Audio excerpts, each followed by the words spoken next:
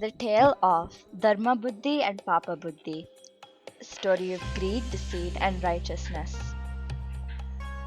Welcome to Tales of Wisdom, where timeless stories from the Panchatantra echo across generations. Today's story is a profound reminder of the eternal conflict between integrity and deceit.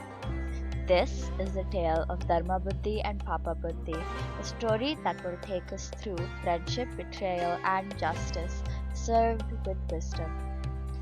In a small village lived two friends, Dharmabuddhi, a man of virtue and wisdom, and Paapabudhi, who, as his name suggests, was the embodiment of mischief and evil intentions. One day, Paapabudhi thought to himself, I am poor and not very clever, but Dharmabuddhi is smart. I'll take him along to a foreign land, earn money through his intelligence, and eventually cheat him out of his share. Then I'll live a life of comfort. A few days later, he approached Dharmabuddhi. Friend, how are you planning to secure your old age? Let's travel to a foreign land and earn wealth. After all, unless one sees new lands and cultures, what stories will they tell their grandchildren? He even quoted the wisdom of the ancients.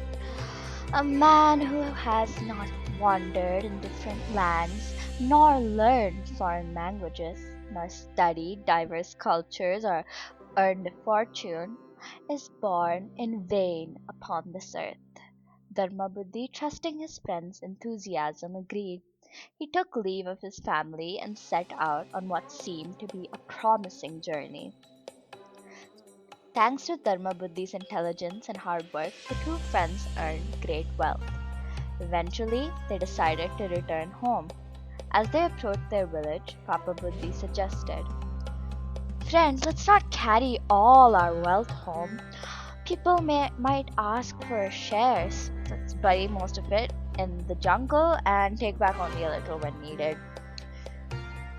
We can come back and we can retrieve it later. He added wisely, a clever man does not display his wealth, for even a sage's mind can falter at the sight of gold. Very well, let's do that. They buried the bulk of their fortune under a tree in the jungle and returned home with just a token sum. One night, Paapabudhi went secretly into the jungle, dug up the money, took everything, and covered the pit again to make it look untouched.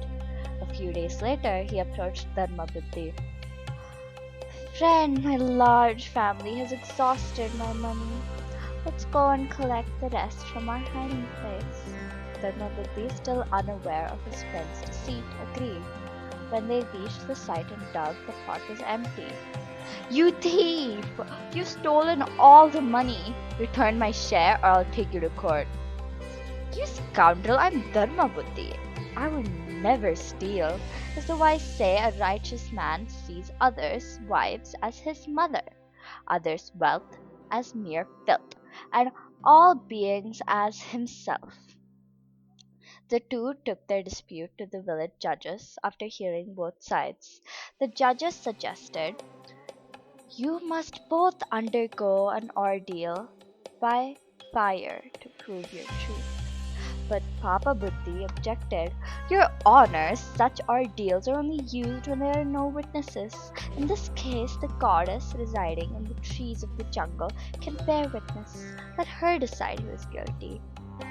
Very well. Tomorrow we'll all go to the jungle. That night, Paapabudhi revealed everything to his father. I stole the money and now we're going to the jungle. Only you can save me now, his father replied. Tell me what to do with my son. Paapabudhi instructed. There's a hollow shami tree in the jungle. Hide inside it. When the judges ask the goddess who stole my money, shout, It was Dharmabuddhi. The father, blinded by love, agreed. The next morning, the villagers gathered around the shami tree. Paapabudhi stepped forward and asked, O goddess of the tree, tell us, who is the thief? Dharmabuddhi stole the money. Everyone was shocked. The judges began discussing Dharmabuddhi's punishment. But Dharmabuddhi, ever wise, quietly gathered dry grass and leaves, stacked them around the tree's hollow, and lit a fire. Soon Papabuddhi's father burst out of the tree, screaming in pain, half burnt and wailing. Crowd gasps. What happened? Who are you? It's all Papa Buddhi's doing. He made me hide inside. To lie for him. Papa Buddhi was punished for his deceit, while Dharma Buddhi was praised for his wisdom and calm judgment. Indeed, they say a wise man not only solves a problem but also thinks through its consequences, like the heron which killed a snake, only to bring ruin upon himself. What heron? What snake? But that is a story for another day. In today's world, too, where shortcuts and falsehoods often seem rewarding, it is Dharma of honest living which ultimately prevails. If you found this story meaningful, subscribe to Tales of Wisdom for more ancient stories told with modern clarity. Like, share, and let timeless wisdom find its place in today's world.